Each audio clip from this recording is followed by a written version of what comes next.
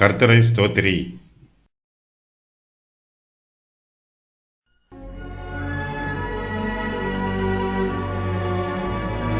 தாவீதின் சங்கீதம். என் ஆத்துமாவே கர்த்தரை ஸ்தோத்திரி. என் முழு உள்ளமே அவருடைய பரிசுத்த நாமத்தை ஸ்தோத்திரி. என் ஆத்துமாவே கர்த்தரை ஸ்தோத்திரி. அவர் செய்த சகல உபகாரங்களையும் மறவாதே. அவர் உன் அக்கிரமங்களையெல்லாம் மன்னித்து உன் நோய்களையெல்லாம் குணமாக்கி உன் பிராணனை அழிவுக்கு விலக்கி மீட்டு உன்னை கிருபையினாலும் இரக்கங்களினாலும் முடிசூட்டி நன்மையினால் உன் வாயை திருப்தியாக்குகிறார். கழுகுக்கு சமானமாய் உன் வயது திரும்ப வால வயது போலாகிறது. என் ஆத்துமாவே, என் முழு உள்ளமே, என் ஆத்துமாவே கர்த்தரை ஸ்தோத்திரி. என் முழு உள்ளமே அவருடைய பரிசுத்த நாமத்தை ஸ்தோத்திரி. என் ஆத்துமாவே கர்த்தரை ஸ்தோத்திரி. அவர் செய்த சகல உபகாரங்களையும் மறவாதே. 103வது சங்கீதத்தை தாவீது ராஜா எழுதியிருக்கிறார். சங்கீதக்காரர் தனக்குத்தானே பேசிக்கொள்கிறார். தன்னுடைய ஆத்துமாவிடமும் தன்னுடைய உள்ளத்திடமும் பேசுகிறார். தனக்குத்தானே பேசுவதற்கு சங்கீதக்காரர் புத்தி இல்லாதவர் அல்ல. தாவீது தன்னுடைய முழு இருதயத்தையும் கர்த்தரை துதிப்பதற்கு பயன்படுத்துகிறார். கர்த்தரை துதிக்கும் துதி தன்னுடைய ஆத்துமாவிலும் இருதயத்திலும் நிரம்பி இருக்க வேண்டும் என்பது தாவீதின் விருப்பம். கர்த்தரை துதிப்பது தன்னுடைய கடமை என்று தாவீது தனக்குத்தானே கட்டளை கொடுக்கிறார். நாம் கர்த்தரை மாத்திரமே ஸ்தோத்தரிக்க வேண்டும். அவருடைய பரிசுத்த நாமத்தை மாத்திரமே ஸ்தோத்தரிக்க வேண்டும். கர்த்தரை ஸ்தோத்தரிப்பதற்கு நம்முடைய உள்ளான மனுஷனாகிய ஆத்துமாவை பயன்படுத்த வேண்டும். புறம்பான மனுஷன் கர்த்தரை துதித்தால் மாத்திரம் போதாது. நம்முடைய முழு ஆள் தத்துவமும் கர்த்தரை துதிக்க வேண்டும். நம்முடைய உள்ளான மனுஷனாகிய ஆத்துமா கர்த்தரை துதிக்கவில்லை என்றால் நம்முடைய துதி பூரணப்படாது. சங்கீதம் 103 கூறப்பட்டிருக்கிற புத்திமதிகள். என் ஆத்துமாவே கர்த்தரை ஸ்தோத்திரி. என் முழு உள்ளமே கர்த்தரை ஸ்தோத்திரி. அவருடைய பரிசுத்த நாமத்தை ஸ்தோத்திரி. என் ஆத்துமாவே கர்த்தரை ஸ்தோத்திரி. அவர் செய்த சகல உபகாரங்களையும் மறவாதே. அவருடைய தூதர்களே கர்த்தரை ஸ்தோத்திரியுங்கள். அவருடைய சர்வ சேனைகளே கர்த்தரை ஸ்தோத்திரியுங்கள். அவருடைய பணிவிடைக்காரர்களே கர்த்தரை ஸ்தோத்திரியுங்கள்.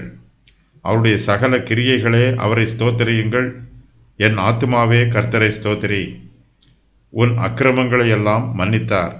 அவர் உன் அக்கிரமங்களையெல்லாம் மன்னித்து உன் நோய்களையெல்லாம் குணமாக்கினார். நாம் கர்த்தரை ஏன் துதிக்க வேண்டும் என்பதற்கான காரணத்தையும் சங்கீதக்காரர் விரிவாக சொல்லுகிறார். கர்த்தர் நமக்கு ஏராளமான உபகாரங்களை செய்திருக்கிறார். அந்த உபகாரங்களை நாம் மறந்துவிடக்கூடாது. அவர் நமக்காக செய்த எல்லா நன்மைகளையும் நினைவு கூர்ந்து நாம் கர்த்தரை துதிக்க வேண்டும். கர்த்தர் நம்முடைய அக்கிரமங்களையெல்லாம் மன்னித்திருக்கிறார். நம்முடைய மீறுதல்களையும் மன்னித்திருக்கிறார். நம்மிடத்தில் பாவம் இருக்கும்போது நம்மால் தேவனுடைய நன்மைகளை பெற்றுக்கொள்ள முடியாது. தேவனுடைய ஆசீர்வாதங்களை பெற்றுக்கொள்வதற்கு நம்முடைய பாவம் நமக்கு தடையாய் இருக்கும். ஆகையினால் நம்முடைய பாவங்கள் மன்னிக்கப்பட வேண்டும். பாவத்தின் கரைகள் நம்மை விட்டு நீக்கப்பட வேண்டும். தேவன் நமக்கு செய்த உபகாரங்களை பற்றி சங்கீதக்காரர் சொல்லும்போது கர்த்தர் நம்முடைய அக்கிரமங்களையெல்லாம் மன்னித்தார் என்பதை முதலாவதாக சொல்லுகிறார். அக்கிரமங்கள் மன்னிக்கப்பட்ட பின்புதான் ஆசீர்வாதம் வரும். கர்த்தர் நம்முடைய அக்கிரமங்களை மன்னித்து விட்டு நம்மை நன்மையினால் நிரப்புகிறார். தம்முடைய கிருபையினாலும் இரக்கத்தினாலும் நம்மை முடிசூட்டுகிறார். நம்முடைய வாயை தம்முடைய நன்மையினால் திருப்தி ஆக்குகிறார். கர்த்தர் நம்முடைய அக்கிரமங்களை மன்னித்தாலும் நம்மிடத்தில் பாவ சுபாவம் வாசம் பண்ணுகிறது. ஆகையினால் நாம் மறுபடியுமாய் பாவம் செய்து விடுகிறோம். நாம் பாவம் செய்யும் போது மனம் திரும்ப வேண்டும். கர்த்தரிடத்தில் பாவ மன்னிப்பு கேட்க வேண்டும். அப்போது நம்முடைய கர்த்தராகிய இயேசு கிறிஸ்து நம்முடைய பாவங்களையும் அக்கிரமங்களையும் மன்னிப்பார். கர்த்தர் நம்முடைய நோய்களையெல்லாம் குணமாக்குகிறார். பாவத்தின் சம்பளம் மரணம். பாவத்தினால் நமக்கு சாபமும், சாபத்தினால் நமக்கு வியாதியும், வியாதியினால் நமக்கு சரீர மரணமும் உண்டாகிறது. நாம் செய்கிற பாவத்திற்கு தக்கதாய் நம்முடைய சரீரத்தில் வியாதி வருகிறது. சரீர வியாதி மரணத்திற்கு ஏதுவாக நம்மை வழிநடத்துகிறது. நம்முடைய தேவனாகிய கர்த்தரோ தம்முடைய கிருபையை தமக்கு காண்பித்து நம்முடைய பாவங்களை மன்னிக்கிறார். நம்முடைய நோய்களை குணமாக்குகிறார். மரண வியாதிகளில் இருந்து நம்மை விடுவிக்கிறார். நம்முடைய சரீர வியாதிகளினால் நமக்கு மரணம் வருவதற்கு வாய்ப்பு இருந்தாலும் கர்த்தர் நம்முடைய நோய்களையெல்லாம் குணமாக்குகிறார். நம்முடைய நோய்களை குணப்படுத்தி நம்முடைய சரீரத்தை மரணத்திற்கு தப்புவிக்கிறார். பாவ மன்னிப்பும் சரீர சுகமாதலும் இணைந்து நடைபெறுகிற காரியங்கள். தேவனுடைய கிரியை பரிபூரணமுள்ளதாக இருக்கும். அவர் அரைகுறையாக எதையும் செய்ய மாட்டார். கர்த்தர் நம்முடைய அக்கிரமங்களை மன்னிக்கும் போது அதோடு நம்முடைய நோய்களையும் குணப்படுத்துகிறார். கர்த்தர் நம்முடைய பாவங்களை மன்னித்து பாவத்தின் சாபங்களை நம்மை விட்டு நீக்கும்போது கர்த்தர் தாமே பாவத்தின் வல்லமையை முறித்து போடுகிறார்.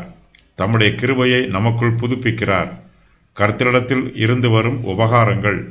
அக்கிரமங்களையெல்லாம் மன்னிக்கிறார், நோய்களையெல்லாம் குணமாக்குகிறார், பிராணனை அழிவுக்கு விலக்கி மீட்கிறார், கிருபையினால் முடிசூட்டுகிறார், இரக்கங்களினாலும் முடிசூட்டுகிறார், நன்மையினால் திருப்தியாக்குகிறார், கழுகுக்கு சமானமாய் வயதை வால வயதாக்குகிறார், ஒடுக்கப்படுகிற யாவருக்கும் நீதியையும் நியாயத்தையும் செய்கிறார்.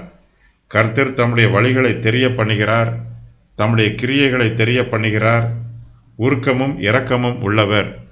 கர்த்தர் நீடிய சாந்தம் உள்ளவர், மிகுந்த கிருபையும் உள்ளவர். கர்த்தர் எப்பொழுதும் கடிந்து கொள்ள மாட்டார். கர்த்தர் என்றைக்கும் கோபம் கொள்ள மாட்டார். நம்முடைய பாவங்களுக்கு தக்கதாக நமக்கு செய்யாமல் இருக்கிறார். நம்முடைய அக்கிரமங்களுக்கு தக்கதாக நமக்கு சரி கட்டாமல் இருக்கிறார். பயப்படுகிறவர்கள் மேல் அவருடைய கிருபை பெரிதாய் இருக்கிறது. நம்முடைய பாவங்களை நம்மை விட்டு விலக்கினார். தகப்பன் தன் பிள்ளைகளுக்கு இறங்குகிறது போல தமக்கு பயந்தவர்களுக்கு இறங்குகிறார். நம்முடைய உருவம் இன்னதென்று கர்த்தர் அறிவார். நாம் மண்ணென்று கர்த்தர் நினைவு கூறுகிறார். கர்த்தருடைய நாட்கள் புல்லுக்கு ஒப்பாய் இருக்கிறது. காற்று வீசினவுடன் அது இருந்த இடம் தெரியாமல் போய்விடும். அனாதியான கிருபை. கர்த்தருக்கு பயந்தவர்கள் மேல் அவருடைய கிருபை அனாதியாய் என்றென்றைக்கும் இருக்கும். அனாதியான நீதி. அவருடைய உடன்படிக்கையை கை கொள்ளுகிறவர்கள் மேலும் அவர் கிருபை உள்ளது. அவருடைய கட்டளைகளின்படி கீழ்ப்படிந்து நடக்கிறவர்கள் மேலும் அவருடைய கிருபையும் நீதியும் உள்ளது.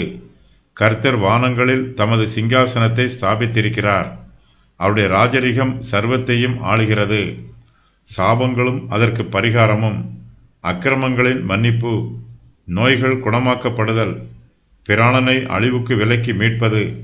வேதாகமத்தில் கூறப்பட்டிருக்கிற நோய்கள்: மலடு, குருட்டுத்தன்மை, கொப்புளம், குஷ்டம், முடம், அங்கவீனம், குறுகின அவயவம், தட்டையான மூக்கு, எலும்பு முறிதல், கால் ஒடிதல், கூனன், குள்ளன், சொறி, சிரங்கு, விதை நசுங்கினவன், சிரங்கு, ரோகம், காய்ச்சல், உஷ்ணம், எரிபந்தம், சொறி, புத்தி மயக்கம், எரிபந்த பருட்கள், மூலவியாதி, சூரிய உஷ்ணத்தினால் நரம்பு மண்டலத்தில் ஏற்படும் கடும் வியாதி, இரத்தபேதி, உடல் மெலிவு, புண், ஊமைக்காயம், கிரந்தி நோய், திமிர்வாதம், வலிப்பு நோய், பிசாசு பிடித்தல், உதிரப்போக்கு, ஊமை, செவிடு, நீர்க்கோவை வியாதி,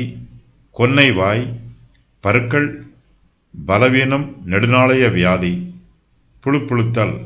இங்கே கூறப்பட்டிருக்கிற வியாதிகளை தவிர இங்கு பேர் கூறப்படாத மேலும் ஏராளமான வியாதிகளையும் தேவன் குணமாக்கினார். கிறிஸ்துவின் தழும்புகளினால் நாம் குணமடைகிறோம். அவர் நமது எல்லா வியாதிகளையும் சுஸ்தமாக்குவார். நம்முடைய பிராணனை அழிவுக்கு விலக்கி மீட்கிறார். உன் பிராணனை அழிவுக்கு விலக்கி மீட்டு உன்னை கிருபையினாலும் இரக்கங்களினாலும் முடிசூட்டுகிறார். கர்த்தர் நம்மை ஆபத்துக்களுக்கு விலக்கி பாதுகாக்கிறார். நம்முடைய ஆத்துமாவின் மீட்பு விலையேற பெற்றது. நம்முடைய சுய பக்தியினாலும் சுய நீதியினாலும் நமக்கு ஆத்தும ரட்சிப்பு உண்டாகாது. நாம் தேவனுடைய சுத்த கிருபையினால் ரட்சிக்கப்படுகிறோம். நம்முடைய கர்த்தராகிய இயேசு கிறிஸ்து கல்வாரி சிலுவையிலே நம்முடைய ஆத்துமாக்களை மீட்பதற்காக தம்முடைய ஜீவனையே பாவ நிவாரண பலியாக ஒப்புக் கொடுத்தார்.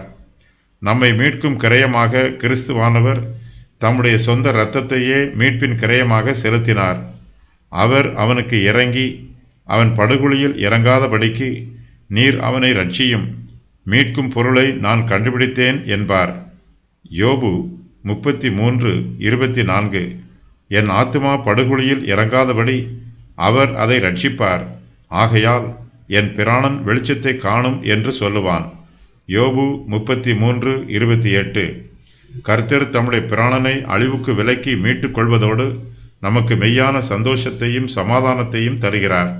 நம்முடைய ஜீவியத்தில் நமக்கு மேன்மையையும் கனத்தையும் கொடுக்கிறார். நீடித்த ஆயுசை நமக்கு கிருபையாக கட்டளையிடுகிறார். கர்த்தர் நம்மை தம்முடைய கிருபையினாலும் இரக்கங்களினாலும் முடிசூட்டுகிறார். தேவனுடைய அன்புக்கும் கிருபைக்கும் இரக்கத்திற்கும் நாம் எவ்வளவேனும் பாத்திரர் அல்ல. ஆனாலும் தேவன் தம்முடைய மகா பெரிய கிருபையினால் நம்மை ஆசீர்வதிக்கிறார். தேவனுடைய இரக்கத்தினால் நாம் அவருடைய சிலாக்கியத்தையும் அன்பையும் பெற்றுக்கொள்கிறோம். கர்த்தருடைய கிருபையினாலும் இரக்கங்களினாலும் முடிசூட்டப்பட்டிருக்கிற நாம் கர்த்தரை நன்றியோடு துதிக்க வேண்டும். கழுகுக்கு சமானமான வால வயது. நன்மையினால் உன் வாயை திருப்தியாக்குகிறார். கழுகுக்கு சமானமாய் உன் வயது திரும்ப வால வயது போலாகிறது. கர்த்தர் நம்முடைய ஜீவியத்தில் செழிப்பை கட்டளையிடுகிறார். நமக்கு நீண்ட ஆயுசை கொடுப்பதாக வாக்கு பண்ணுகிறார். நம்முடைய வயது கழுகுக்கு சமானமாய் திரும்பவும் வால வயது போல ஆகும். நம்முடைய முதிர் வயது வாலிப வயது போல இருக்கும். கழுகு பல வருஷங்களுக்கு ஆரோக்கியமாக வாழும் என்று ஆராய்ச்சியாளர்கள் சொல்லுகிறார்கள். கழுகுக்கு வயதாகும் போது அது தன்னுடைய சிறகுகளையெல்லாம் உதிர்த்து விடுமாம். ஒவ்வொரு வருஷமும் ஒரு குறிப்பிட்ட காலத்தில் கழுகு தன்னுடைய பழைய சிறகுகளையெல்லாம் உதிர்த்துவிடும். அதன் பின்பு கழுகுக்கு புதிய சிறகுகள் முளைக்கும். புதிய சிறகுகள் வளரும்போது கழுகு மறுபடியும் வால வயதுள்ள சிறகைப் போல பலமுள்ளதாய் இருக்கும். கர்த்தர் தம்முடைய கிருபையினால் நம்மை பலப்படுத்துகிறார். கர்த்தருடைய ஆவியானவர் நம்மை ஆறுதல் பண்ணுகிறார். பரிசுத்த ஆவியானவர் நம்முடைய அழிவில் இருந்து நம்மை மீட்டுக் கொள்கிறார். நமக்கு புதிய ஜீவனையும் புதிய சந்தோஷத்தையும் தருகிறார். நித்திய ஜீவனை சுதந்திரித்துக் கொள்ளும் ஆசீர்வாதத்தையும் நம்முடைய இருதயத்தில் நிரப்புகிறார். கர்த்தர் தம்முடைய நன்மையினால் நம்முடைய வாயை திருப்தியாக்குகிறார். நம்முடைய வயதை திரும்பவும் கழுகுக்கு சமானமாய் வால வயதைப் போல் ஆக்குகிறார். அப்பொழுது அவன் மாம்சம் வாலிபத்தில் இருந்ததை பார்க்கிலும் ஆரோக்கியமடையும். தன் வால வயது நாட்களுக்கு திரும்புவான். யோபு 33:25. கழுகு நீண்ட நாள் வாழும். அத்துடன் ஒவ்வொரு வருஷமும் அதற்கு புதிய சிறகுகள் முளைக்கும்.